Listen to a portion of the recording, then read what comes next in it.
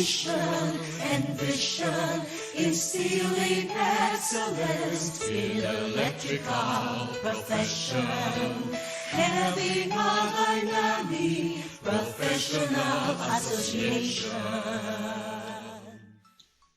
Hello everyone, this is Professor Roger Flores, an Associate Professor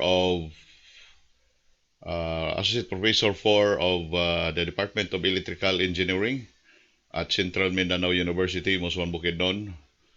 And I am your professor of this subject. Once again, welcome to our class. Okay, today we are going to discuss chapter 3 entitled Basic Electrical Quantities, Systems of Units, and Circuit Components.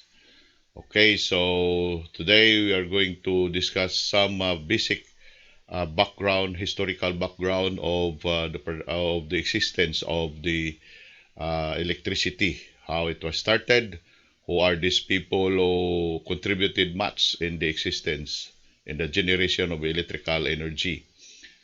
Okay, so we are going to discuss also the systems of units, the different types of units of the electrical parameters and quantities, like for example, current, voltage, resistance, power, so on and so forth. No? So we are going to discuss also some of these circuit components, like resistance, resistor, inductor, capacitor, and the rest of the other components. Okay, so to start with, this is our topic, basic electrical quantities, systems of units, circuit components. Okay, so this is the content of our subject. History of electricity and electronics, electronic components, units, scientific notation. This is just the application of mathematical application, how this is scientific notation is applied to basic electricity. Also, we have to discuss here molecules and atomic structure. So, why is that it is necessary to discuss molecules and how it contributes, or what is the importance, the necessities of discussing this atomic structure, so on. No? So we have to discuss also electric charges. We know that we have two types of charges, the positive, negative charge. You know? So we have also to discuss the motion of electric charge. Okay, later on we will know that because of the motion of these electric charges, there is what we call as electricity. Okay, so we have this current. We have to discuss also the different types of the current, which is basically the direct and the alternating current, and the electric potential and voltage. We are going to discuss here what is voltage, what is potential difference, what is voltage, what is electromotive force, so other things. No? So we are going to discuss all these things. Okay, voltage and current sources. Then you have to discuss also resistance. No? So we have also to discuss the relationship between temperature and resistance. Okay. The wire sizes, we have to discuss this one also. So why is that we have to discuss the different wire sizes, no? Because as we know that wire conductor is used to transmit. It is the path of the electricity going to our load. Okay, and we have to discuss also the load resistance. Why is that necessary to discuss load resistance? Okay, so we have to discuss also resistors also. What is the contribution, what is the effect of the resistors in our circuit? Okay, so these are the contents of our chapter 3. So we have this brief history of our electricity, no? So uh, how this electricity was being discovered and determined. Okay, so we will have to start with 600 BC. Okay, 600 BC, where Greek people or Greeks discovered that certain substance, when rubbed with fire, okay, if you're going to rub it with fire, then it causes substance to be attracted to them. So there is an attraction between this substance that you're going to rub it with fire. No?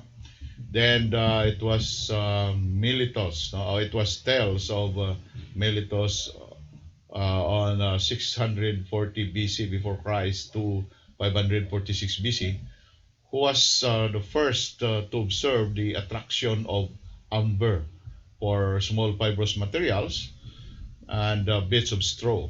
So, if you are not so familiar with amber, I think this is a solid material produced from the juices of a plant or a tree. So, due to maybe a period of time, then it will become solid, no? From a juice, then it will become solid from liquid. It will become solid, and uh, it produced with this solid material. Then it is they call this one as amber. So it is just an example of an amber, no? So amber is a Greek word of electron.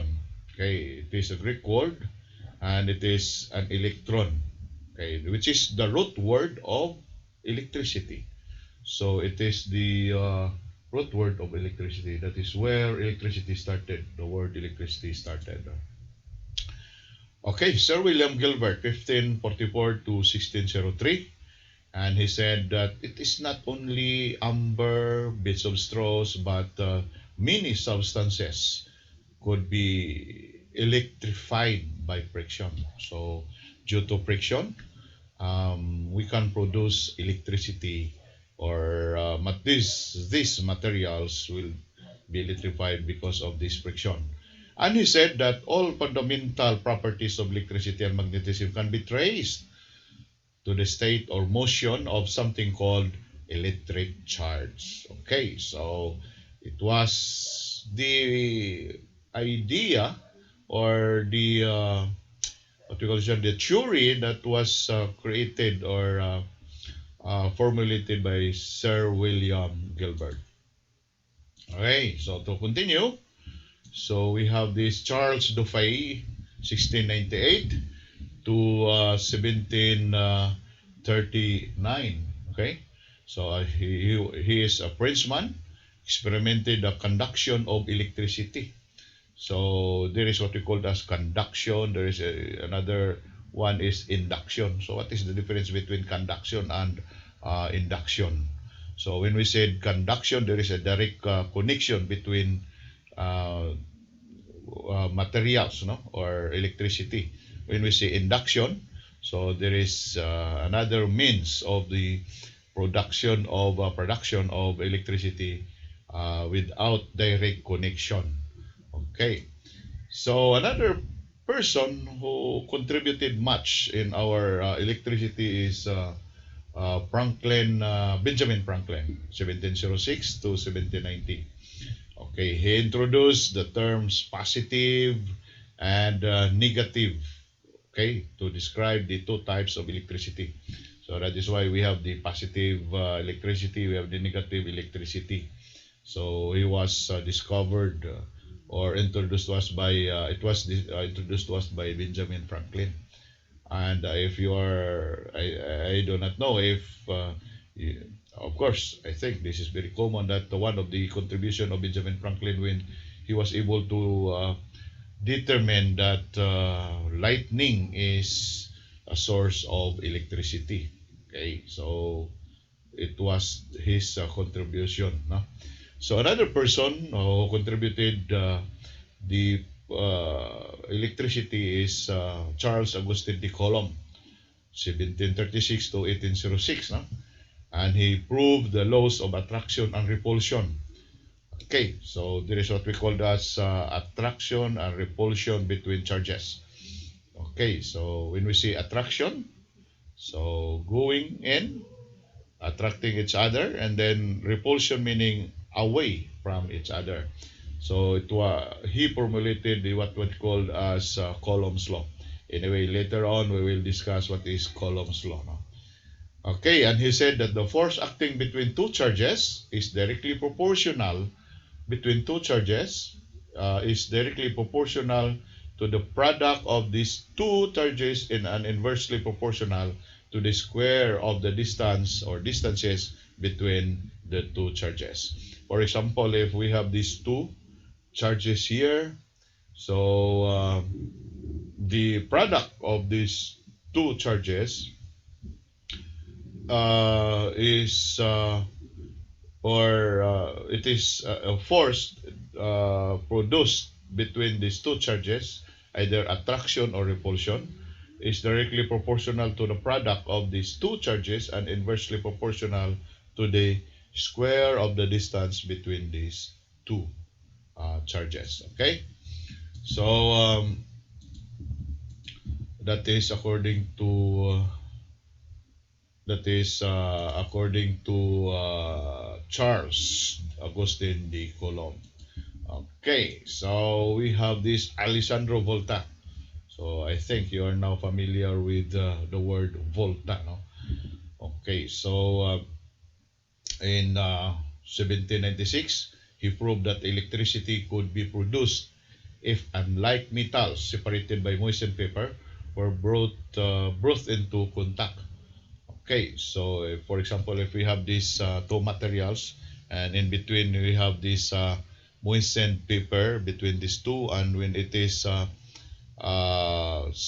separated each other, no, and it will produce electricity. And he was the first person who made this what we call as battery.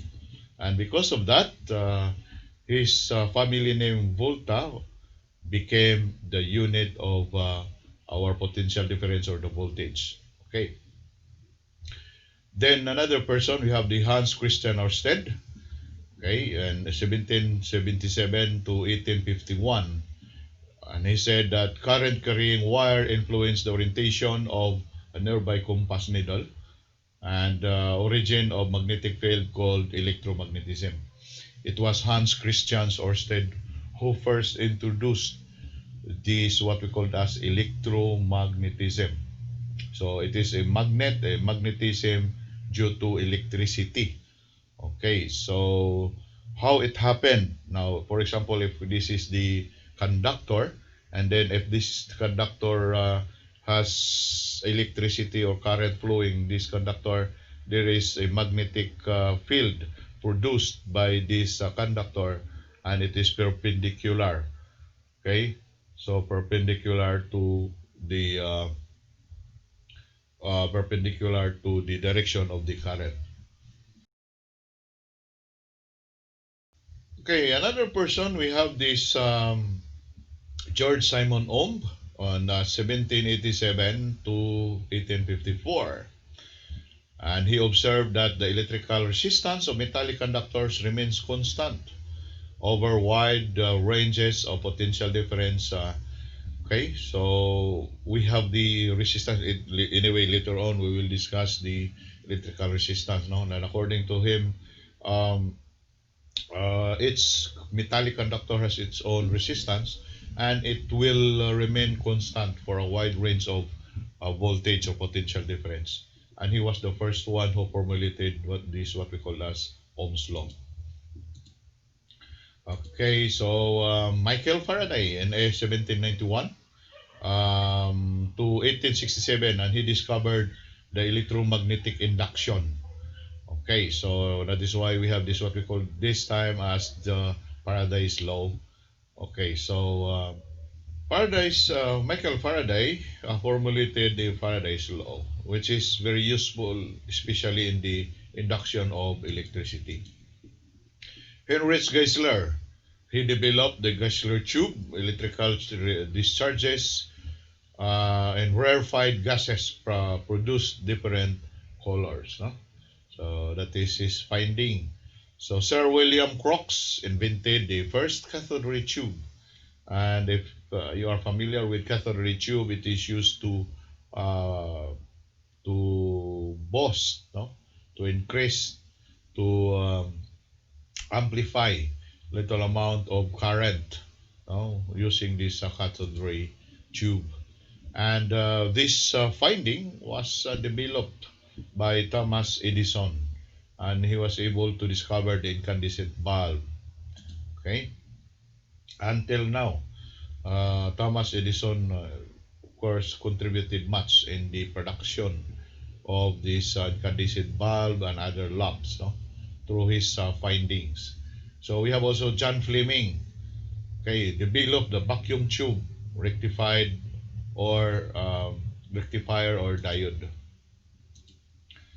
Okay, so we have this Lee De Forest in 1873 to 1961, patented the first vacuum tube, okay, capable of boosting or amplifying small electrical signals. Of course, he was the first person who was able to patent the vacuum tube. So in a previous scientist, they did not patented it. Now, as we know, patent is a legal document that will protect our design, so that nobody can copy our design. Otherwise, they are liable to law if our design is already patented.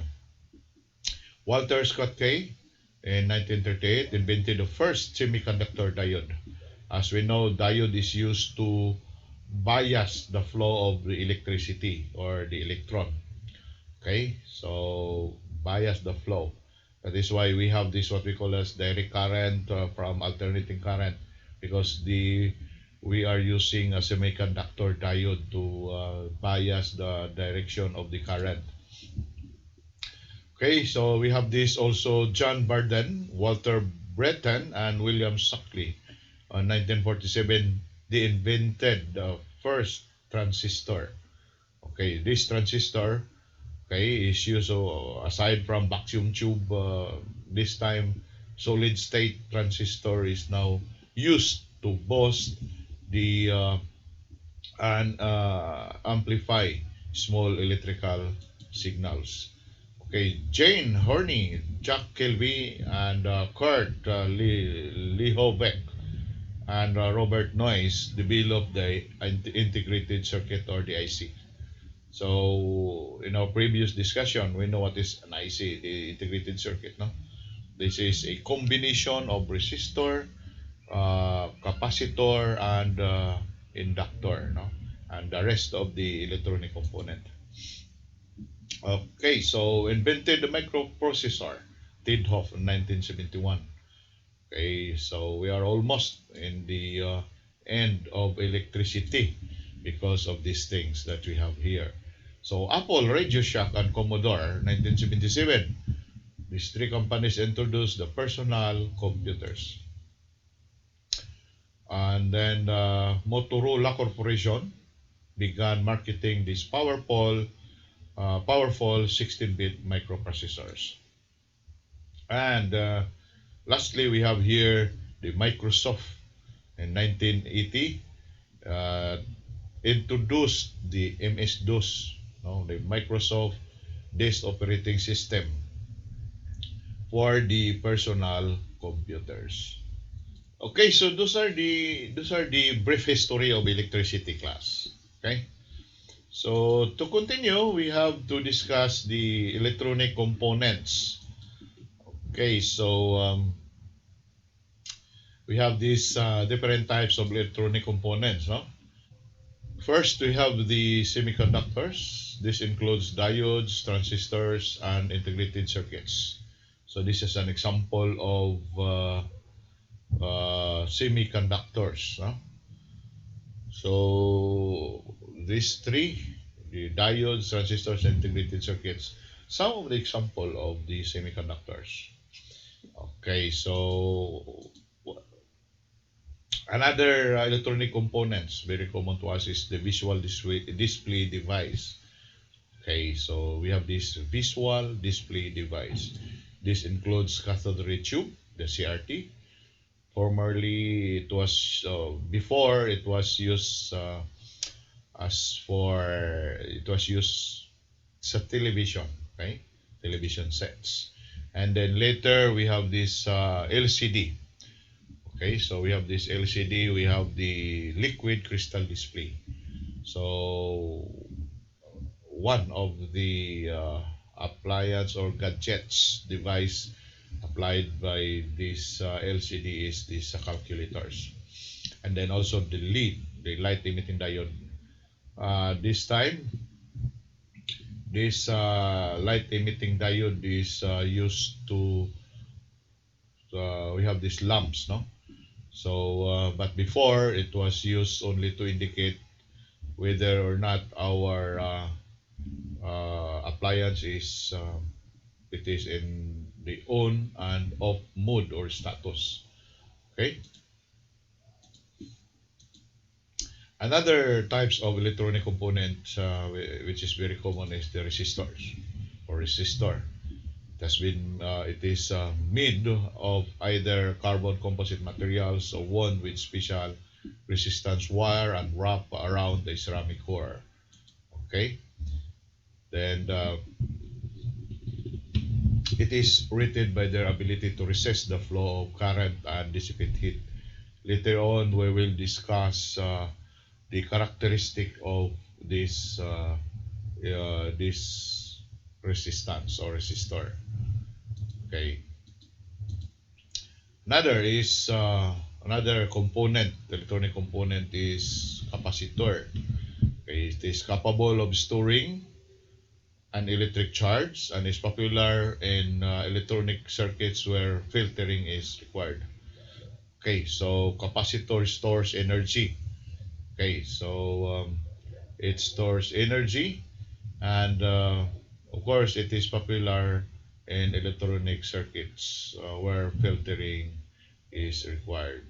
Okay, so power supply, it has capacitor because it filter the noise or other interference of the circuit. Another type of electronic component is these inductors. No? So inductors are used in a wide variety of applications. So it is also known as coil. It is also known as chokes. Okay, it is used to store energy also in an electromagnetic field. So inductor produces electromagnetic field, and the energy being stored will be in this electromagnetic field. That is one of the purpose of having these inductors. Okay, so next let us discuss units. Okay, let us discuss units. No. Okay, we have some list of international standard or standard units or SI units. Okay, so we have here. We have the first column here is the quantity. Second column is quantity symbol and the unit symbol. Okay, so first one here is the capacitance. Symbol of the capacitance is capital letter C, and the unit here is in farad. Okay. Okay, the unit symbol of farad is capital letter F. Next is conductance. We have the capital letter G, symbol of conductance. Unit of conductance is in Siemens, capital letter S. Okay, so next we have the electric charge Q. Unit is coulomb. Okay, so it was this unit was from Charles de Coulomb, no? Then we have also this electromotive force. The unit here is volt, capital letter V. And then we have here our unit, next is energy. So energy, we have this unit W, and the symbol of energy or work is W, capital letter W, and the unit is in joules, and the symbol of that joule is capital letter J. Then next is force, okay, F, and then unit is Newton, capital letter N. Next is frequency. So the frequency F, and we have the hertz, and the symbol is its small letter Z. And then we have the inductance, capital letter L. Okay, so we have that unit in Henry, and we have that capital letter H. Magnetic field, so the Greek letter phi, and then unit Weber, capital letter W and small b, and then the magnetic flux density, beta, then the unit is Tesla. Okay, so next we have this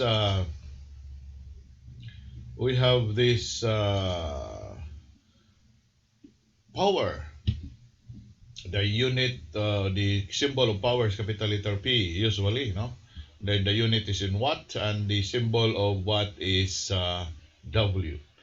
Then we have another unit, resistance. The unit of the resistance, or the symbol of resistance, is capital letter R, and the unit is in ohm. And the symbol of ohm is Greek letter omega. Reactance, also, we have this capital letter X, and we have this unit is in ohms, and then omega also, Greek letter symbol, and the impedance, we have this impedance Z, and then we have that unit ohm, and then we have that omega again. Okay, so those are some of the different units of electricity, list of international standard units. So let's proceed with, let's continue with the next topic that you're going to discuss. We have the scientific notation. Okay, so scientific notation here is a number written in or a number written in a scientific notation is expressed as the product of a number greater than or equal to 1 and less than 10, and is a power of 10. It is called power of 10. Okay, so to express number in scientific notation, the decimal point is moved until there is one significant digit, no, to the left of the decimal point. Okay, to the left of the decimal point. So at least one significant digit. Okay, so we have here, just covered here. So the result is then multiplied by the appropriate power of 10, no? To appropriate power of 10 to return the quality to its original value. Okay, so that is scientific notation. Okay, so we have some example here. So example number 1, we have, for example, we have the 72,300. So you're going to move to the left, and it will become at least one significant digit. We have that 7.23. Counting from the decimal point to the left, to the right, we have that 4 digits. So we have that 7.23 times 10 to positive 4. So another example here, we have this 0.0057. Then move it to the right. So we have that 5.7, and then we have 3 numbers. So we have that negative 3 times 10 to the negative 3. So in other words, if the decimal point will be moved going to the right, then it has a powers of 10 of a negative power of 10, no? And then if it is moved to the left, then we have that positive powers of 10. So another example, we have this 7.84 times 10 to positive 5. So we are going to move this, since this is a positive, then you're going to move this decimal to the right. Okay. So or to the right, no? So we have that 784.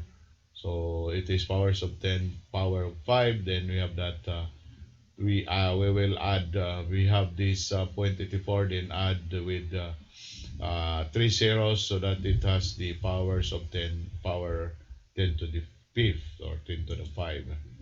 Okay, so we have also to discuss the prefixes used with the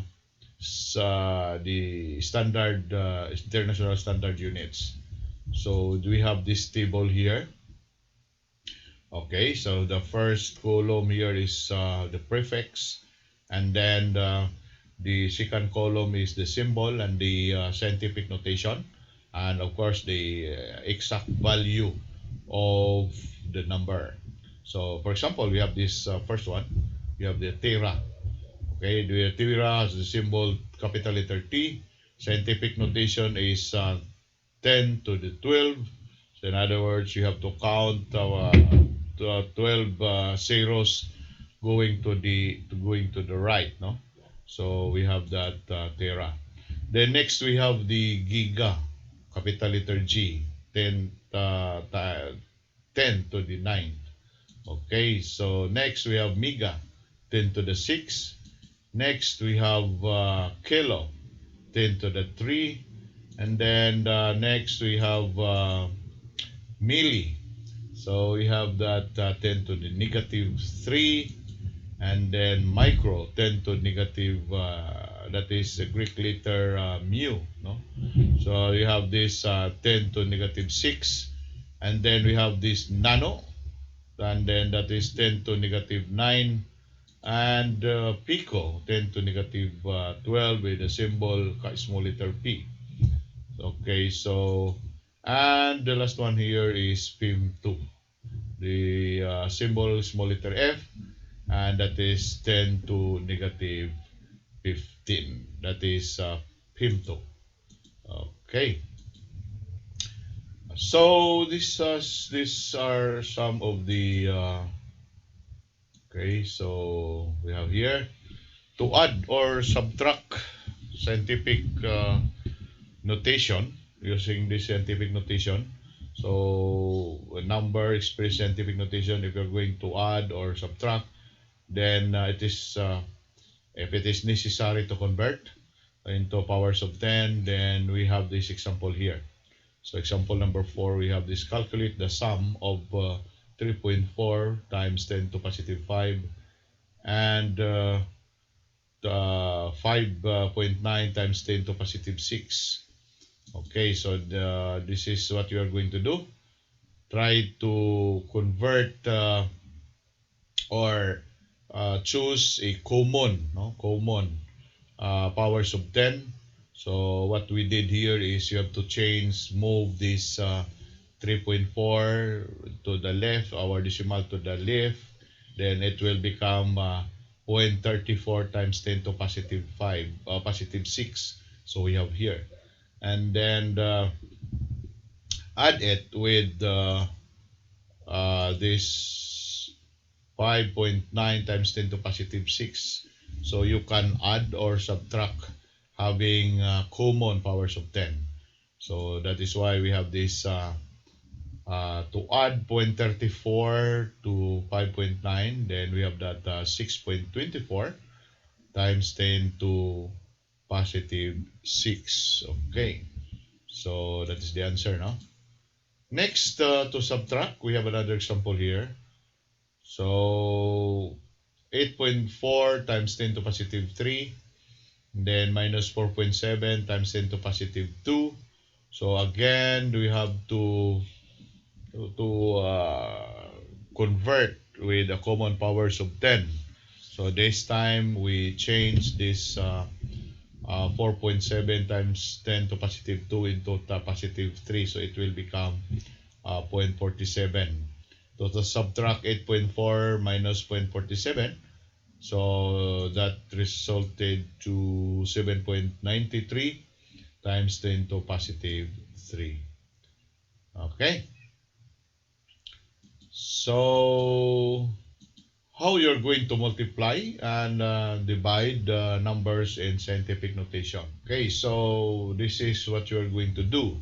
To multiply numbers expressed in scientific notations, the exponents are added, and to divide, the exponents are subtracted. Okay, so for example, we have this 4 times 10 to positive 5 multiplied by 2.2 times 10 to positive 2. And this is product or multiplication. Then you have to add the powers of 10. So we have this solution. No? So, okay. So we have to multiply 4 times 2.2 and then add the powers of 10 of the 10 to the fifth and 10 to the 2, or 10 squared. So we have this 10 to 5 plus 2. We have that it will result to 7. So that is now your final answer. The product of 4 times 2.2 is 8.8. And the sum of 5 plus 2, then we have that times 10 to positive 7. Okay. So again, to multiply and to divide this time. To divide this time. We have 6 times 10 to positive 6 divided by 3 times 10 to positive 2.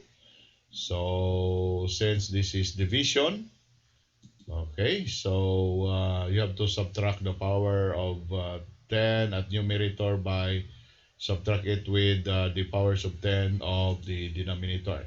So divide 6 divided by 3 and then subtract the powers of 10. So we have this 6 over 3 times 10 to 6 over 6 minus 2. And it will result to 2 times 10 to positive 4. Okay, so that is our answer. Okay, so this time class we have to continue with these molecules and atomic structure. Okay, so molecules and atomic structure. So this time we will start with Galileo. Okay, so Galileo, 1564 to 1642, discovered that when no force is exerted on a body, if we have a certain body and there is no force exerted to it, this body stays at rest or it moves with constant velocity. Okay, so it is either at rest or it is moving with a constant velocity. This became known as the Galileo's law of inertia. Okay, we will discuss that later. So let us start with mass. Okay, it is a measure of inertia, as we said. It is a universal constant equal to the ratio of body's weight to the gravitational acceleration due to its weight. Are you familiar with the gravitational acceleration? Okay, in your physics, that is small letter a. Okay, so it has a constant, no, acceleration, a ratio between the weight of the body and the gravitational acceleration. Okay, we have also this matter, no, anything that occupies space and has mass. Okay, so we know it very well. And we have also this atom, and accordingly, ever since we know that atom is the smallest particle of matter. Okay, so we have these elements. Okay, so elements are known types of atoms, and presently equal to over 100 types. Okay, so from time to time, some discovery of additional elements. So this time it is elements now are more than 100 types. Okay, so this element is composed of uh, okay, molecule. Another word here is molecule, and it is composed of or combination of different atoms. Okay, like for example here is water, and the symbol of water we have this H2O, or in other words, two hydrogen, one. It is a combination of an atomic combination of two hydrogen and one oxygen, and it is called molecules. Okay, this person here, John Dalton of 1808, and presented his new version of atomic structure, and it is entitled A New System of Chemical Philosophy. He noted that matter consists of individual atoms. Okay. Matter here is that consists of individual atoms. Atoms never change. Atom or certain material, it never changes. Okay, it will remain the same atom of the same material, and each element consists of a characteristic kind of identical atoms. Okay, so Humphrey Davy and Michael Faraday proved that electricity and matter are closely related, and it was they were using Dalton's atomic theory. Okay, their research in electrochemistry, now called electrolysis, no? So electrolysis is common this time, helped to establish the fact that electricity is atomic in character, and that the atoms of electricity are part of the atoms of matter. Okay, so according to Ernest Rutherford, that an atomic structure based on the principle of the atomic being primarily an open space with all the mass concentrated in a central core. Okay, the atomic structure is now having this central core, and it is called nucleus. It was developed, the development of this atomic structure principle is theorized by Niels Bohr, and he was able to found out the simplest atom of the hydrogen. Okay, and it consisted of a nucleus with a positively charged particle, which is called proton, and a negatively charged uh, revolving in a circular orbit, okay, around the nucleus, and it is called electron. Okay, so this time they said that the charge of a proton is equal in magnitude to that of electron. So the same equal charge and the same magnitude between electron and proton. Then Niels Bohr uh, created this model of this hydrogen atom. So we have this nucleus here inside, and the revolving electron around this nucleus using this orbit here. Okay, that is the simple presentation of the atomic structure of hydrogen. The orbits that the electron revolves is called shell. Okay, we call that one as shell, and the number of electrons in each shell follows a predictable pattern according to this formula here. So 2n squared, where n is the number of shell. For example, first shell. Okay, so we have that n is equal to 1. So 1 squared is 1 times 2. So in other words, the first shell is having only or can accommodate only 2 electrons. Okay, that is just an example. Okay, so the atomic structure of copper. atom. So if you're familiar with the copper, it has 29 electrons. Okay, so we have to create this nucleus. First first shell, we have two electrons. Okay, so take note, we have 29 electrons. We are now doing uh, drawing or illustrating the atomic structure of this copper. Okay, so next we have this third shell. By the way, in third shell, using this formula, we have this 3 squared, we have 9 times 2, we have this 18, meaning in other words, we have the third shell here can accommodate 18 electrons. Okay, so how many electrons do we have already? We have 2, then we have this 8, 1, 2, 3, 4, 5, 6, 7, 8, and then 2 plus 8 is 10, and we have this 18, third shell, in other words, 10 and 18, we have 28. So we have already 28 electrons. Now, copper has 29, so we need only one shell with one electrons or electron. Okay, so basically this is the atomic structure of copper. Okay, so the outer shell of the atomic structure is called the valence shell.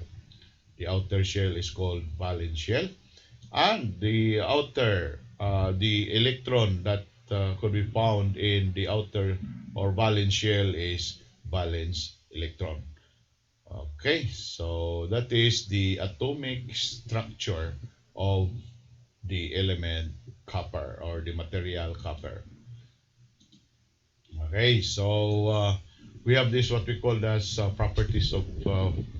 three properties of the three particles of the particles of the atomic structure.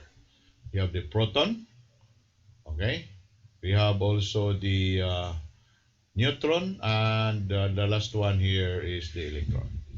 So it has a symbol, small letter p for the proton, small letter n for the neutron, and the small letter e with this electron. So charges, we have the proton is positive charge, the electron is negative charge with having this mass. By the way, do not ask me how this mass was determined, but anyway, just believe that that is for proton, we have 1.6725,485 times 10 to negative 27 kilogram, and the rest of neutron and electron as well. Okay, so let's proceed with electric charges. Okay, so what do we have this what we call as law of conservation of electric charge. Okay, so law of conservation of electric charge. Okay, class, what is this law of conservation of electric charge? So we have here the algebraic sum of all electric charges is any isolated system is constant. Okay, so when we say constant, there is no loss, there is no addition, and there is no subtraction of the electric charges, and it is called law of conservation of electric charges. There are two types of charges, as we said. We have the positive charge, and the other one is negative charge. When there is deficiency of electrons, we call this one as positive charge. And when there is an excess of electrons, we have that negatively charged. Okay, the charge of electron and proton are, as we said, they are equal. Okay, so static electricity. I just want to remove my video here, my picture. Okay, static electricity is the presence of a net positive or negative charge. That is electricity. The net positive or net negative charge in the material. That is our what we call as a static electricity. Okay, so they said that like charges repel each other, so we know that one already, and unlike charges attract each other. So electric charge is measured in coulombs, as we said. If you can still recall the table that we have of the unit, so it has a symbol capital letter P. And we have this generalization that one coulomb of charge is the total charge possessed by 6.25 times 10 to positive 18 of electrons. In other words, we need to have 6.25 times 10 to positive 18 electrons so that we have one coulomb of charge. We can produce one coulomb charge. In other words, single electrons has a charge of 1.6 times 10 to negative 19 coulomb. Okay, so from that we have this equation that Q is equal to N divided by 6.25 times 10 to positive 18, where that Q is your charge in coulombs. Okay, and your N is the number of electrons. Okay, so to continue, we have this example. So how many coulombs do we have if we have our electrons 93.75 times 10 to positive 16? So how many coulombs of charge if we have this number of electrons? So from the formula, we have this Q is equal to N over 6.25 times 10 to positive 18. Substitute our number of electrons, and then we have this Q is equal to 0.15 coulomb of charge. Okay, so that is our answer. Then let's proceed to the motion of electric charge. Motion of electric charge. Okay, so we have this accordingly the we know external electric field is present, the valence electrons move in a random motion. Okay, so we know external electric field, meaning to say there is no, or if there is a free state of our um, electric field, then the valence electrons will move in any random motion. Okay, where is it? Okay, so we have to continue here. We have the random motion of the free electrons from atom to atom is normally equal in all directions, so that no loss or gain by any particular part of the material. Okay?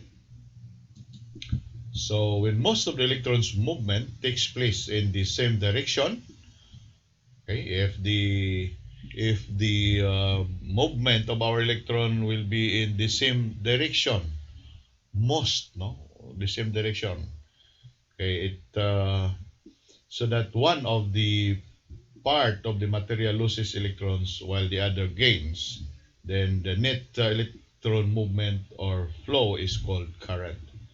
In other words, if this is the conductor, then if we have an excess of electron at this end, because the electron is moving towards here, so this is the electron here at this end is in excess of electron we have here. Here we have the deficiency of electrons, then there is what we call as a motion from this end going to this end, and that movement is called current. So in other words, the rate of flow or movement of electrons is called current, and that is electricity this time. Okay, and the effective velocity of electrons is nearly 186 miles, 86,000 miles per second, or simply it is equivalent to the speed of light. Okay, more or less, no. So next, let us discuss about electric current. Okay, so but we will begin with a conductor. A conductor is a material that has the ability to transfer charge from one object to another. So conductor is a material where we are going to use to transmit one or transmit charges from one end to another end of these materials. Okay, so we have here materials through which charges move easily. Okay, good metal conductors have large numbers of free electrons. Like for example, if you can still recall the copper, okay, the outer shell of the copper molecules or atom has only one electron. So it is a good conductor because it has a capability to accept additional electrons. So there is now a movement from other atom going to this atom of this copper, so that there is now a motion, and that motion, the rate of flow of that electron or that motion, results to current or electricity. In particular, excellent conductors are silver, copper, gold, and aluminum. Okay, so class, we will not be using silver and gold because that is very expensive material. So it might be lost if we are going to use that. So that is why this time the common conductor that is used in the circuit is either copper or aluminum.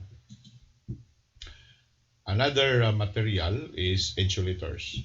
Okay, so insulators are materials that are poor conductors, have electrons that are tightly bound to individual atoms.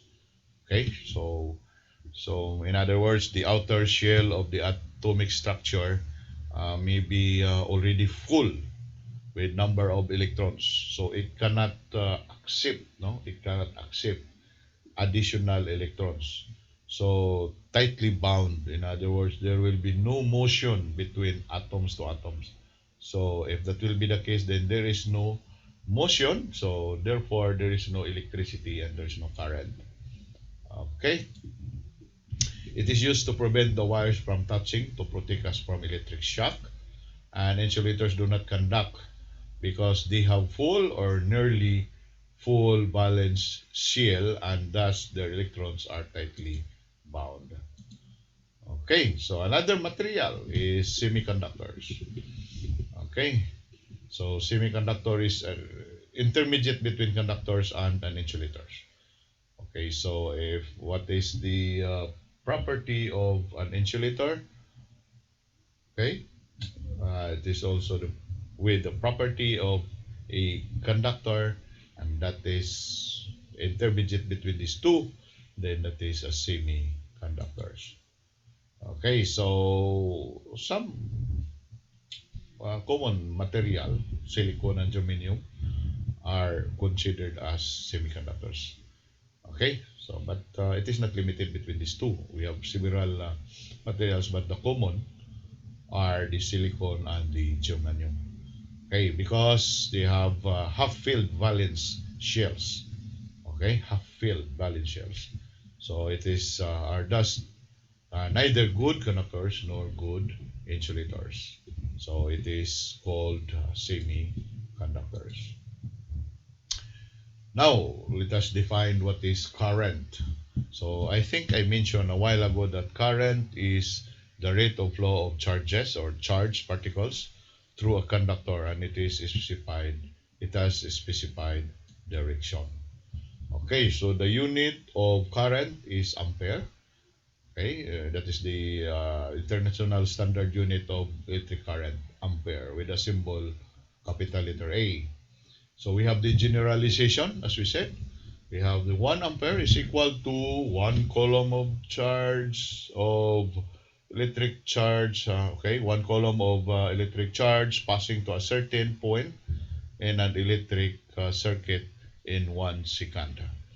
Okay, so take note, 1 ampere is equal to 1 coulomb of charge passing to a certain point in electric circuit in 1 second. Okay, so we have here the symbol of your current is I. Okay, so we have this simple illustration of a circuit. So as you can see here, we have the source voltage. We have our load, our lamp. Okay, we will exaggerate. This is our conductor. This is the path, or this is the wire or conductor. It is the path of our electrons. And then we exaggerated at this portion here. We made this conductor bigger, then illustrated here, and we have this what you call as imaginary plane. Okay, this one here, we have the imaginary plane. With the amount of charge that passes through this point of this imaginary plane in 1 second is 1 coulomb of charge. Okay, the current is 1 ampere. Okay, okay, so 1 coulomb of charge passing with this imaginary plane here in 1 second, then we will produce 1 ampere of our current. So that is what does this mean. Okay, so we have that equation of current I is equal to the charge per unit time. And we have this I is the current in amperes, Q is the charge transferred in 1 coulomb, and time is in seconds. Take note, will be consistent. Your time here is in seconds. Okay, so another example, and I think this is not anymore one, but anyway, this is another example. If 1.8 coulomb of charge pass a certain point on the conductor every minute, take note, our unit here is in minute, please be consistent with it. What is the electric current? Okay, from the formula, I is equal to Q over T. Okay, therefore, our Q is 1.8 coulomb of charge, and your time is 1 minute every minute, as we said here. So 1 minute is equivalent to 60 seconds. Therefore, your current passes to a certain point in the conductor. In 1 minute, we have that 30 milliampere or 0.03 amperes or ampere. Okay. So let's proceed. Let's discuss our. Let's discuss here direct and alternating current. Okay. So this is the basic type of current. Okay. Again, just to refresh your mind, that current is the rate of flow of electrons. Okay. So therefore, we have this direct and alternating current. These two types. Okay, when we said that when a unidirectional current is changing or changes legibly, it is referred to direct current. Okay, unidirectional current change or never change, or if it changes but it is negligible, then it is called direct current or DC. While if the magnitude of the unidirectional current varies with time, but it never changed the direction, and it is still unidirectional. Okay, if the magnitude changes but it is unidirectional, meaning the direction never changed, then it is called pulsating current. Okay, it is still direct current but it pulsates. Current pulsating. Okay, if the magnitude of the and the direction of the current varies with time, it is referred to as alternating current. In other words, the magnitude of the current and the direction changes from period to period for a certain period of time, then it is called alternating current. So in other words, this if the current the direction doesn't change and the magnitude also doesn't change, then it is called direct current. If the direction doesn't change, but the magnitude vary. Okay, the direction doesn't change and the magnitude vary, then that is what we call as pulsating direct current. Okay, but if the direction and the magnitude changes with respect to time, then that is called alternating current. Okay, so this is the phasor representation. Okay, so we have this is the phasor representation of a direct current. We have this horizontal axis here. This is our time, our current, the vertical axis. If the magnitude doesn't change and it is constant for a certain uh, time, then it is a direct current. Similarly, if the the uh, the direction never changes, okay, it is still, even though this is pulsating, but it is in the first quadrant. So meaning it is still positive, it is still negative, and the direction never changes. Then it is called pulsating direct current, as we said. Okay, for the alternating current, we have this one. Alternating current is illustrated by this. We have the we have this the magnitude changes from zero to maximum, from back to zero, from negative maximum back to zero. So our direction changes from positive to negative. If you're going to continue from positive to negative, and the magnitude changes from zero to maximum, and so on and so forth, then that is what we call as alternating current. Okay. So now let's continue our discussion with this electric potential and voltage. Okay, so what is potential energy? It is defined as energy possessed by a system by virtue of position. It is very common that if there is no motion, it is by virtue of position, then we have that energy called potential energy. It is energy that can be stored for a long period of time in its present form, capable of doing work when it is converted from its stored form into another form, such as kinetic energy. As we know, that kinetic energy is the energy due to motion.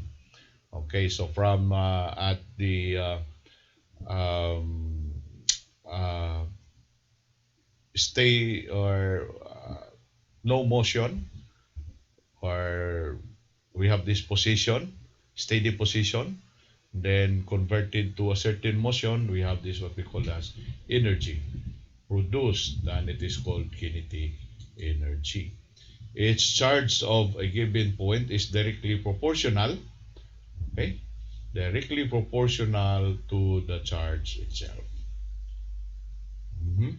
We have here work is the amount of charge converted from one form to another as a result of motion or conversion of energy from potential to kinetic. Okay, so from potential energy to kinetic energy, from steady state to motion state, or there is a motion, then we have energy work has been done. But take note, we have three things must occur for work to be done. First, there must be a force applied. Okay? So next, the force must act through a certain distance. This force will be acting with a certain distance. Okay, so there is a force applied, acting a certain distance. The last one is must have component along the displacement. Okay, we have the horizontal component and we have the vertical component. Okay, that force has being applied. So there is now what we call as work. Okay, so as we know, work unit of the work is joule, a symbol letter capital letter J. Okay, and we have this generalization that 1 joule is equal to the work done by a force of 1 Newton acting through a distance of 1 meter. So 1 meter distance with a force acting on it within that distance, then we have this what we call as 1 joule of work. And the electric potential now, or potential difference, is the amount of work required to move a unit from unit charge from one point to another. It is the measure of work per unit of charge, and it is called joules, or it has the unit joules per coulomb, or J over capital letter C, or it is called volts, and this is now your potential difference. Okay, so 1 volt is the potential difference between 2 points in electric circuit when 1 joule of energy is required to move 1 coulomb of electric charge from one point to another. Okay, so in an equation form, E, okay, is equal to W over Q. Okay, so where your E is your potential difference, or in volts, and then W is your work or energy in joules, and your Q is the electric charge in coulombs. Okay, so we have this example. We have what value of charge is moved between 2 points of 0.44 joules of energy is used, and potential of 2.6 volts is developed. Okay, so our question here, the requirement is to solve for charge Q if the energy consumed is given with 0.44 joules, and the potential difference is 2.6. Okay, so from the formula, okay, modify the formula, your Q is equal to W over E, or the energy divided by the potential difference. So we have that, substitute 0.169 coulomb of charge. Okay, so we have this what we call as the voltage rise and voltage drop. Okay, just transfer this one. Okay, so what is voltage rise? What is the difference between voltage rise and voltage drop? The voltage rise presents when a source of EMF or device produces voltage. Okay, so in other words, the voltage in the source in a battery or a generator, we call this one as voltage rise, and the voltage drop is that represents the energy used by the free electrons while engaged in current flow. So anywhere in the circuit, if there is a voltage loss or voltage losses, then it is considered as voltage drops.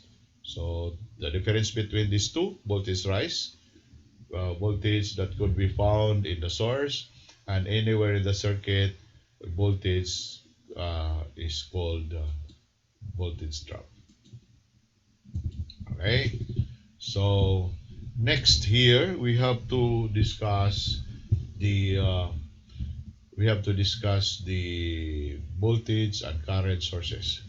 Okay, so voltage source is a device capable of converting one form of energy into electrical potential energy. One form of energy converted to potential electrical energy or electrical potential energy. Okay, so for example, solar energy converted to electrical energy. Water fluid energy converted to electrical energy. Steam energy, tidal energy, wind energy converted to electrical energy. That is voltage source. We have five main types of voltage sources. Okay. Okay. So we have here, first one is the chemical sources. Okay, so convert chemical energy into electrical energy. Example to this is battery. Okay, so battery is automotive battery is composed of chemical, no? Okay, so when this chemical energy converted into electrical energy, and then that is chemical sources. Okay, so next we have two types of this battery. Now I am talking about battery here. So we have these two types of cell: the renewable voltage source, which is the primary cell, and the non-renewable, or non-renewable is a primary cell, and the renewable or could be charged is the secondary cell. Okay, so another source of voltage is the solar and photovoltaic cell. Okay, solar and photovoltaic cell is a semiconductor device. By the way, this time solar cells are very common this time as our sources of voltage, energy, and it is a semiconductor device consisting of thin layer of heavily doped p-type silicon on a heavily doped n-type silicon wafer. Later on, we will discuss how this energy produced, voltage produced in a solar and a photovoltaic cells.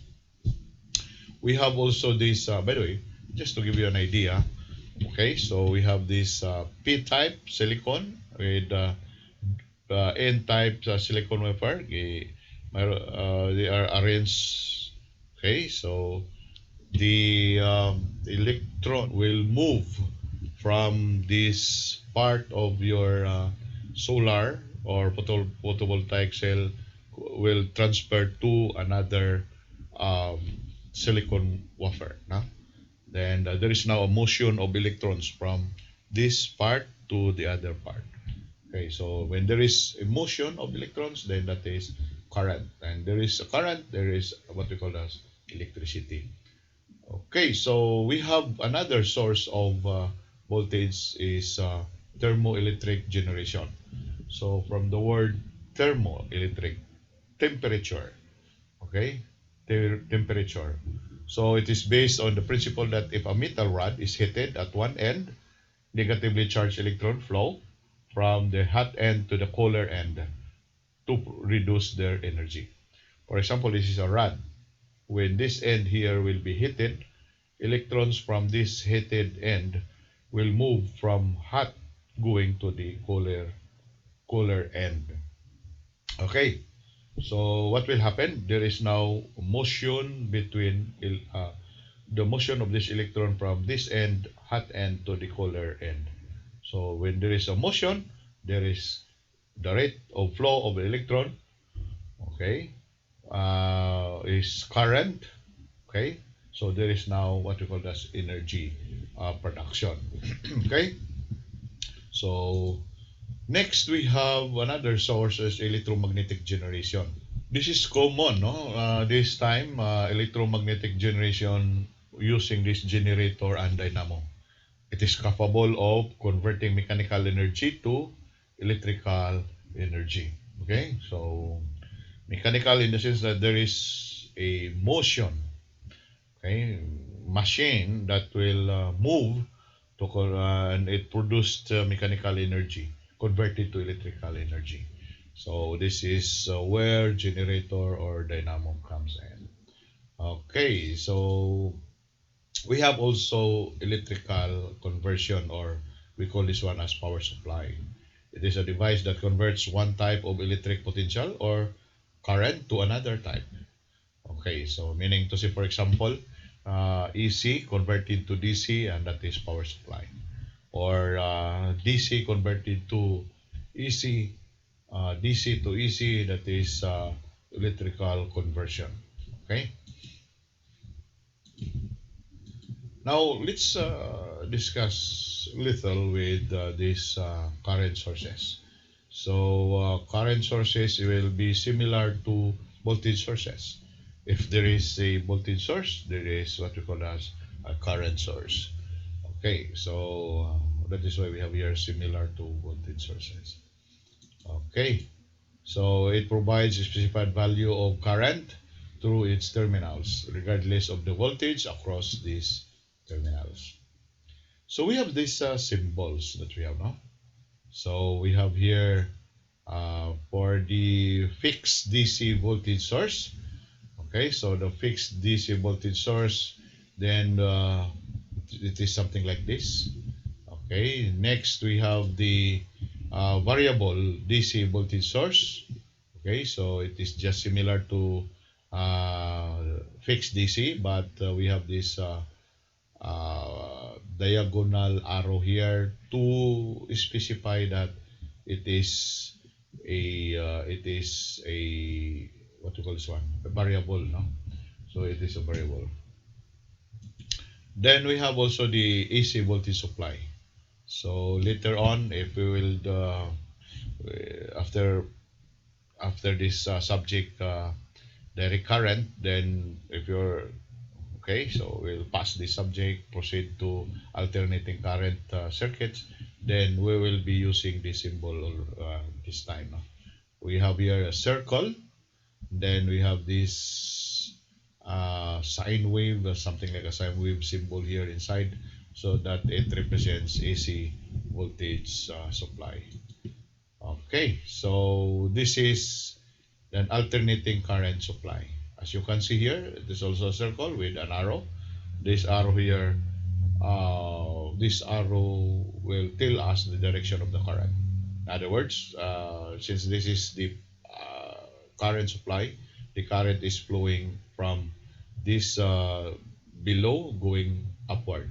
Okay, so that is the direction of our current.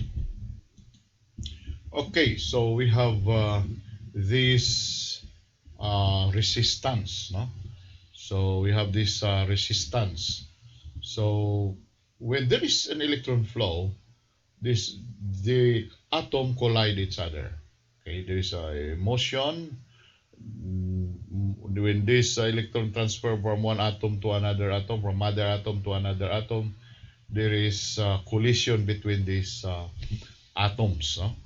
And because of this collision, there is an increase of the temperature. Okay, so in the conductor, there is an increase of the temperature in the conductor, and some of the potential energy is converted to heat. That is why later on we will observe that conductor when overloaded, then the conductor felt hotter, no? So uh, the temperature increased. Okay, so the temperature increased because there is a greater collision friction between these conductors, okay, or atom. The property of the material that restricts the flow of electrons is called resistance. Okay, it's very clear. So if we have this conductor, if we have these electrons, and this electron has the property to restrict, to limit the flow of the electrons, and that property is called resistance. Okay, that is the resistance. Okay, so let's continue here. The unit of measurement of resistance is ohms. Okay, so I told you already that one. So we have this generalization that 1 ohm is the resistance of 0 degree Celsius of a column of mercury of uniform cross section having a mass of 14.4521 grams of length of this mercury um, of this liquid. No, we know that this material, this mercury, is in a liquid form. Okay, so continue. We have these four factors affecting resistance of any materials. We have these four factors affecting the affecting resistance of any material. We have number one here is the kind of material. Now we should have to know what is this type of material, because every material, it has its own resistivity. We will discuss that later. Next we have the length. Okay, so later on we will know that the longer the conductor, greater the resistance we have. So they are directly proportional. The length and the resistance is directly proportional. So that is another factor that affects the resistance. Then another one is the cross-sectional area of the conductor. So the greater the cross-sectional area, the smaller the resistance, the internal resistance of that conductor. So in other words, they are inversely proportional. Okay, so greater cross-sectional area, lesser resistance of our conductor. Next, another factor is the temperature. Okay, so later on we will discuss that there is a relationship between the resistance and the temperature. But just to give you an idea, why is that it is one of the factor that affect the resistance, is that the greater temperature, the greater the resistance. They are directly proportional. Okay, so the resistance of a conductor is directly proportional to its length and inversely proportional to its cross-sectional area. Okay, that's it. So the resistance of the conductor is directly proportional to its length, okay, and inversely proportional to its cross-sectional area. And we have this equation. Resistance is directly proportional to the length, inversely proportional to the area. And the proportionality constant, we have this rho, and that rho is your what we call as your resistivity. Okay, that is the proportionality constant in ohm meter. Okay, and this resistivity is the resistance of a conductor having unit length and unit cross-sectional area. And that is why one of the factor is the type of the material, because for every type of material it has its own resistivity. Okay, so the resistance and resistivity is directly proportional, meaning to say that the greater resistivity, greater resistance. Greater resistance, there is a greater opposition of the flow of the current, or limitation or limits it greatly, so therefore small current will pass by the conductor. Okay, so we have this table here giving us the common resistivities of a common material. Okay, so we have here for the aluminum, the resistivity of the aluminum is 2.83 times 10 to negative 8, and it is good conductor. And copper, 1.72 times 10 to negative 8, good conductor. Germanium, 47 times 10 to negative 2, and it is not so good conductor, but of course it is not so good,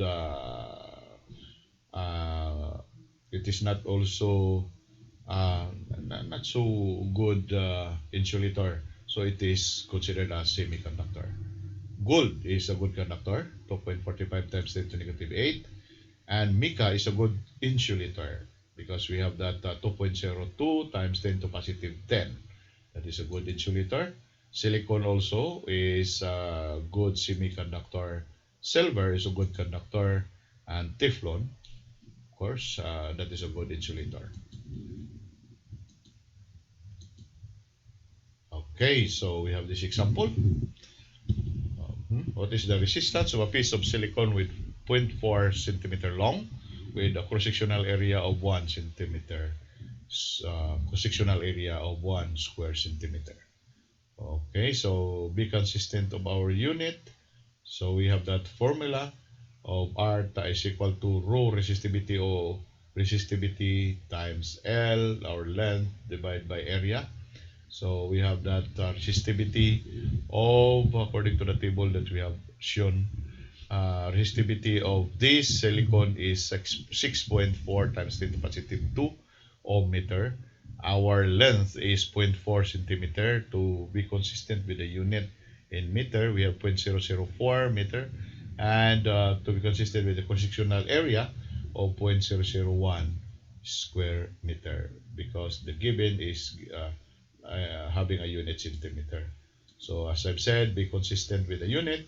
We have that 25.6 kilo ohms. Okay, with that very short 0.4 centimeter, it has a resistance of 25.6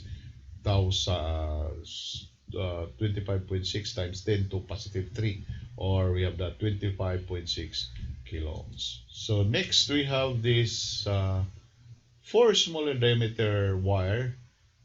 The unit is now not anymore meter, centimeter, inches, or whatever. It has a unit 1 mil, or a unit mil. Okay, so 0.001 inch is equivalent to 1 mil. Okay, so we have here the cross-sectional area. uh, the cross-sectional area is now circular mil. If the diameter is in mil, the cross-sectional area is in circular mil. That's equivalent to 7.854 times 10 to negative 7 square inch. Okay, so in a practical application, in a circuit, uh, area is given in circular mil is equal to d squared. If you can recall, the formula of the area is pi r squared, or pi d squared over 4. Okay, and pi is more or less equivalent to 3.1416, or then it will be divided by 4. It is negligible because will be using here a very small dimension of your conductor, so that's why pi and 4 is uh, cancelled, no? So that is for practical application. But anyway, here, because this is theoretical, then we should have to consider our formula of pi d squared over 4 or pi r squared as our cross-sectional area. Okay, so let's continue. Now here, this time, we are going to discuss the relationship between the temperature and the resistance. Okay, I mentioned this twice already, that the higher the temperature, the greater the resistance. As the temperature increases, the resistance also increases. Okay, so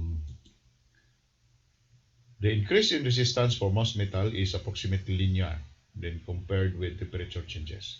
So approximately linear. The difference are approximately linear. Okay, so we have this equation. R is equal to delta R over alpha times delta T, where your delta R is your change in resistance, your delta T is your change in temperature. So delta R, as I've said, is the change in resistance, and delta T is the change in temperature. Your alpha is the temperature coefficients of the resistance. Okay, we have in this formula 1 all over quantity capital letter T plus 20 degrees Celsius. Okay, so we have this table showing us the different uh, coefficient, no? Temperature coefficient, or what we call this one as capital letter T from the previous formula that we have. The what we call as inferred zero resistance temperature.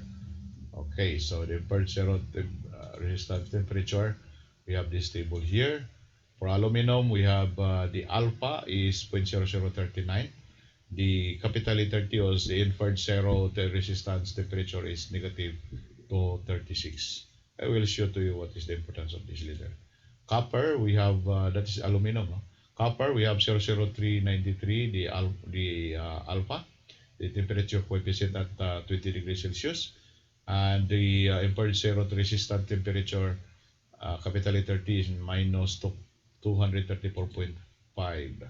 So nichrome, we have here nickel, and then platinum, we have here. We have the silver at 99.98 pure, and then the steel or soft steel, we have 0.0042, and negative 218. Okay, so this is the relationship between the temperature and the resistance for copper. Okay, so we have the ratio here of final resistance and initial resistance R1 and R2 respectively. We have this zero impaired temperature, capital letter T, and the final temperature divided by the zero impaired temperature, capital letter T, plus the initial temperature of our copper.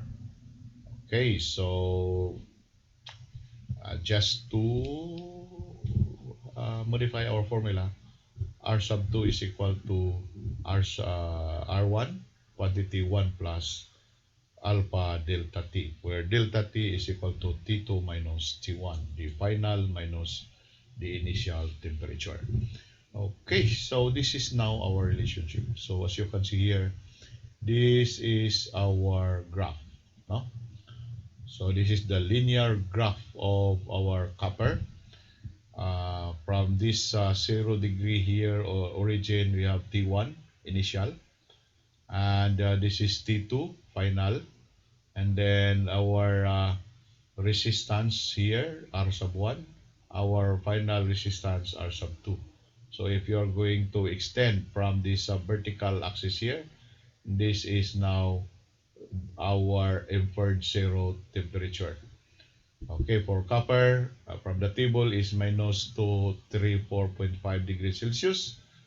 Okay, so from this point here up to 0 degrees Celsius here, to T1, we have this value. To T2, we have this value. And between the T1 and T2, we have delta T. And our resistance 1 and resistance 2, we have this delta R.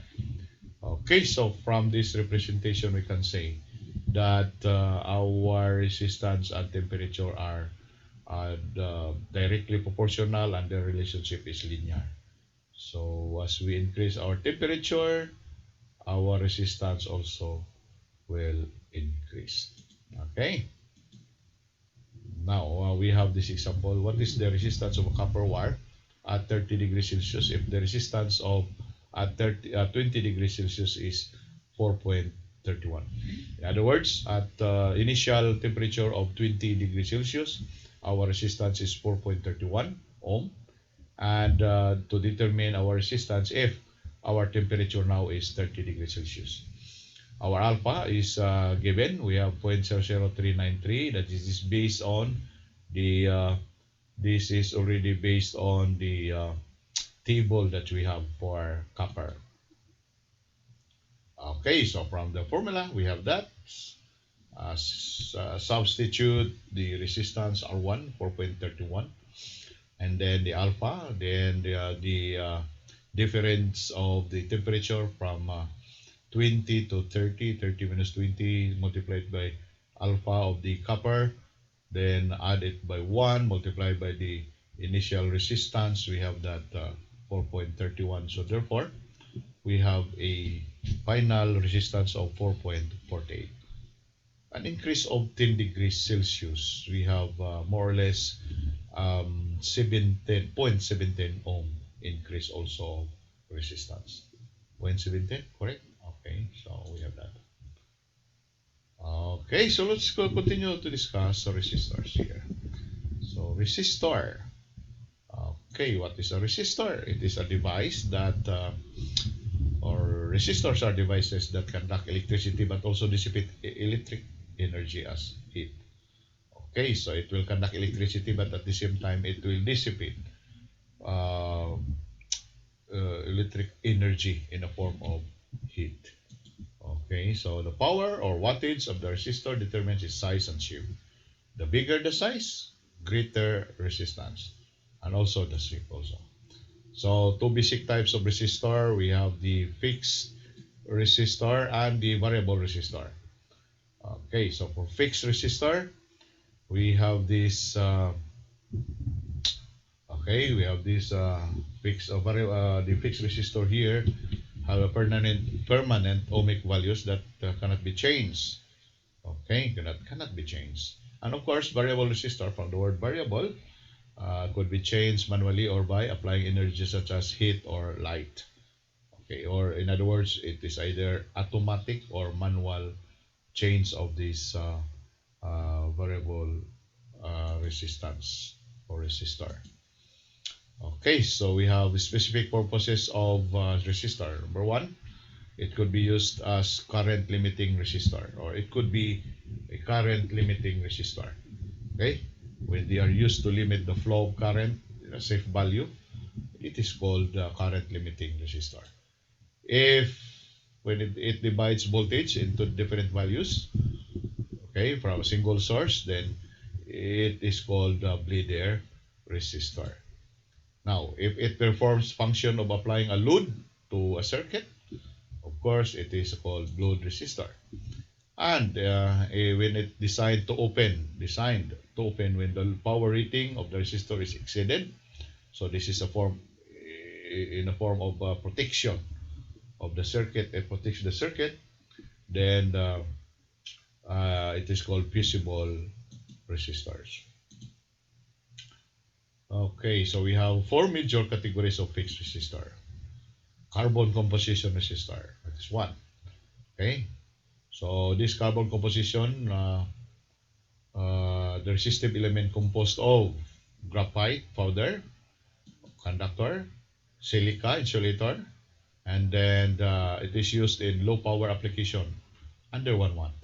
That is a carbon composition resistor. We have a typical tolerance of 5% to 10%. Another category of fixed resistor is film resistor. So, how about this film resistor? Okay, we have these basic types of a film resistor. The carbon film. We have it is made up of thin coating of resistive material in a ceramic insulator. Least noise of random electron motion. Then we have another one, the another type of film resistor. We have the metal film. Okay, so metal film provide a very precise ohmic value. Tolerance, we have the less than 1%. Then another type of film resistor, we have the metal oxide film. Low noise and excellent temperature characteristic, made up of oxidizing chloride, tin chloride. Okay, so another category, major category of fixed resistor, we have the wire wound resistor, made up of alloy of relatively high resistivity and drawn into a wire with precisely controlled characteristic. This wire then wrap around a ceramic core form. High stability and power rating is up to 250 watts. So this time, greater or bigger value of our resistor, 250 watts capacity. So the ohmic value is usually stamped in the resistor case. It is written or stamped in a case.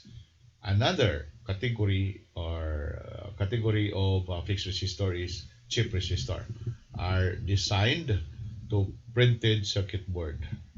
Okay, so chip resistor, and it is assembled package, and it is now called IC or integrated circuit. Now let's continue to variable resistor.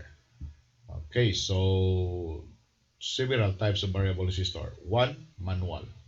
So manual resistor, we have this rheostat. Okay, so I think you are familiar already with the rheostat. No? Used to control the circuit current by varying the amount of resistance in the resistance element. Controlling the current, that is rheostat. Potentiometer, it is not a meter, but it is used to control the voltage. Okay, it is also a variable resistor, manual variable resistor. It is used to control voltage applied across the circuit load. And the trimmer resistors, this is the third type of manual resistor. Used where small and frequent adjustments are necessary to maximize circuit performance, usually made with screwdriver. Okay, so change variable manually. And then we have another basic type of variable resistor. We have the heat. We call this one as thermistor. Used host resistance varies with temperature. Okay, so the resistance of this thermistor will increase when the temperature will increase. Okay, we have also the ballast resistor. Okay, used to maintain a constant value of current through a wide range of temperatures. Bigger range of temperature um, change the resistance. Okay, so it will maintain, or the current will become will be maintained, no? Okay, so let's continue here. We have that ballast resistor. Next, we have the optical, another variable resistor, no? Variable resistor using optical. Photoresistors, made up of semiconductor materials that change resistivity as the level of light around the semiconductor changes. Oh, so it's very clear, no? That as the amount of light changes, it changes also the resistivity. So that is why it is called photoresistors, or basically called optical uh, type of variable resistors. So let's discuss next the different color resistor color code. Okay, previously we have 4 band color coded. So this is just an example, no? So you can see we have here the blue or violet. I'm not so sure with the color. It depends on you. You have the red, yellow, and you have this gray. Okay, so for this four band color coded resistor, how you're going to read or to determine where is the first significant digit, where is the multiplier, or where is the tolerance. So just observe the resistor, no? The band which is nearer to one end of this resistor is your first significant digit. As you can see here, this is the first significant digit. This is nearer to this end, far to this one. So we have this first significant digit. We have red here is the second significant digit. And the yellow here is your multiplier, and your gray or silver, maybe, that is your tolerance. Okay, so how you're going to convert this color into its basic value. Okay, so we have this table here. So this table will tell us the value of our resistor. Okay, so we'll just remove our audio of the video here. So we have here for black, we have 0, 10 to 0, our multiplier, or meaning that is equivalent to 1, because 10 to 0 is equal to 1. Brown, we have the first digit 1, we have 10 to positive 1. We have here a red, orange, yellow. So green, we have here a blue, violet, gray, white. And the next color here is for our tolerance, gold. We have the silver, and we have here none. If we have only 3, none. We have that plus minus 20% tolerance. Okay, so for gold we have plus minus 5% tolerance. Silver we have plus minus 10% tolerance. Okay, so that is for 4 band carbon composition resistor. How about if we have 5 band? Okay, so this is more or less more accurate resistor here. So we have 5 colors here. So again, similar to 4 band, find the band which is nearer to the end, and that will be our first significant digit, second, and we have third significant, and the multiplier and the tolerance. So for the 5th band, indicates the reliability factor, the 5th band here, and gives the percentage of failure per 1000 hours of used. Okay, so we have that for 5-band resistor. So we have this table here, similar to 4-band resistor, but the only thing here is that we have the first significant digit, second significant digit, and we have the third significant digit. So we have the fourth band multiplier and the tolerance here. Okay. So gold will be having a if it is in the fourth band gold, we have that multiplier of 10 to the minus 1, and silver 10 to the minus 2 if it is found in the fourth band of these five band resistors. We have also some resistors having numerical labels, no? Use a certain type of resistors. So we have this. We will be using. We will be if it is stamped in the body. R. If it has R, then it designates decimal point, no? And for the resistivity or the tolerance, it is given in a liter. So if we have F, then that is plus minus positive 1% tolerance. If G, that is 1 plus minus 2% tolerance. If J, we have plus minus 5%. If K, we have plus minus 10%. So these are the stamp labeled the resistor. No, it is stamped or labeled in the body of this resistor. So that is M plus minus 20% tolerance of our resistor. So the first three digits are used to resistance value. First three digits. Okay, again, I should emphasize that if we can find R, that is the decimal point. If other than R, F, G, J, G, J, K, M, those are a letter that represents tolerance. Fourth digit specifies the number of zeros. Okay, so this is an example. We have here an example. 6R8M. So in other words, your R here is your decimal, M is your tolerance. So we have that 6.8 ohms plus minus 20%. 3301 F.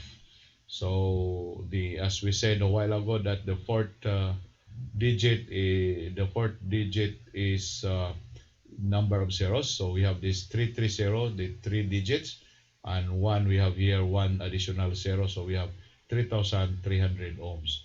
F is plus minus positive 1%. So if we have, for example, 2202, we have that 2 and 0 here is the third digit. 2 here we'll add 2 additional zeros. So we have that 22,000, and J is plus minus 5%. So in other words, we have this 22,000 ohm plus minus 5%. Okay, so that is all about resistor, and this time we will discuss load resistance. So it is a name given to any device connected across energy source, and it is called load. The amount of opposition to current flow offered by this load is load resistance, as we say. Okay, load always represents voltage drops in a circuit because they absorb electrical energy and dissipate it as heat, sound, light, or mechanical energy. Okay, load resistance connected to a source. So we have this representation here. So as you can see here, we have the source voltage, we have the conductor here. Your R here is your load resistance. Okay, your arrow here is that represents your current flowing from the source voltage to the load and around. Okay, so our R here is your load resistance. Okay, so we have few slides remaining here. This time we will discuss how to troubleshoot resistors. Okay, so there is a common problem in a fixed resistor failure. So one is due to excess heat caused by too large current. Okay, so for example, if your resistor experience higher current, too large current, then of course it will be heated. So there will be now burning of resistor. Then there will be failure of that resistor. Then interior, this device will either burn out or melt. That is due to high current. So it will produce an open circuit. If the internal interior device will burn out, it will melt, then it will produce an open circuit. It will result to open circuit. Another problem is cold solder joints. Soldering cold. It is not heated first. Okay, so cold, then it will cause open circuit. Okay, open circuit. Okay, so again, if overcurrent, open circuit. If solder joints, it is not properly soldered, then we have this open circuit, results to open circuit. So due to improper soldering in printed circuit board, then we have that results. No, that is a problem. Another problem of the resistor is short-circuited resistor. Okay, so take note that if it is open-circuited, the resistance is uh, higher, very high, no, very high. That there will be zero current that can flow because the resistance is very high if it is open-circuited. But if it is short-circuited, your resistance will fall to 0 ohms. Okay, the resistor value has okay, we'll just hide the video, so or transfer to the other side. Okay, so your short circuited resistor will give us a 0 ohm resistance. Then this is very dangerous. Why? Because there's no resistance between the two terminals of the power supply that will control current.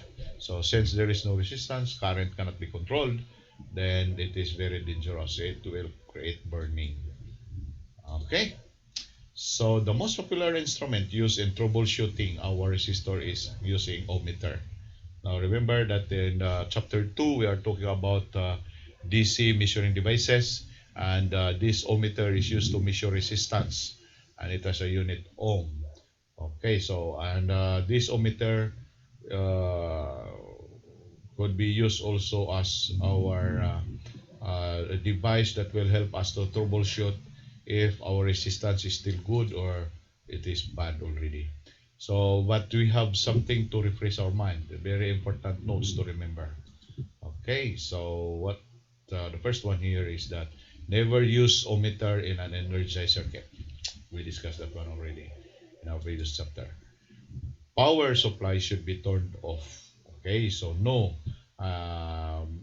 energy, or it should be unenergized if you're going to use a resistor ohmmeter to troubleshoot our resistor. At least one lead of resistor should be disconnected. I will not go discuss it again because we discussed that one already in our previous chapter. Okay, so we have these wire sizes. This is the last slide, no? So as I've said in the introductory part, that we have to determine the wire, the size of the wire, because so that we'll be able to determine the capacity or how much the current that would be able to flow with this conductor or the wire. Okay, so before they are using this AWG or American wire gauge as the unit of the wire. But this time we are now using the international standard, or is a unit in millimeter square or squared, no? Now, the lower the AWG or American wire gauge number indicates the greater cross-sectional area in circular mills. Okay, it is desirable to use wire of the smallest diameter consistent with a minimum resistance that can be tolerated. Why?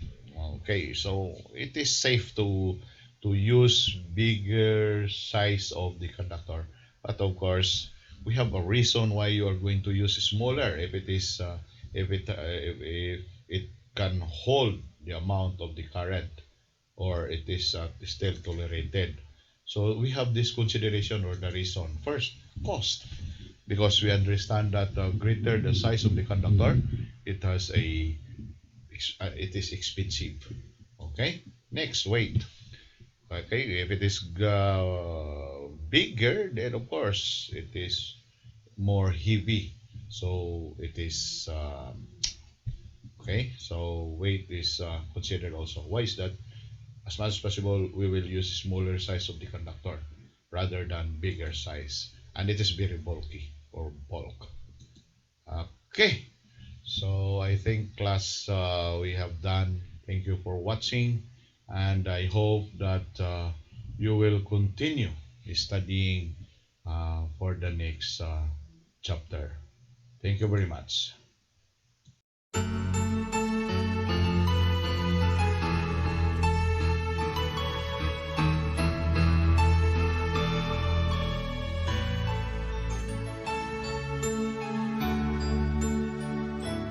We are one in eye mission and vision, instilling excellence in electrical profession, having a dynamic professional association.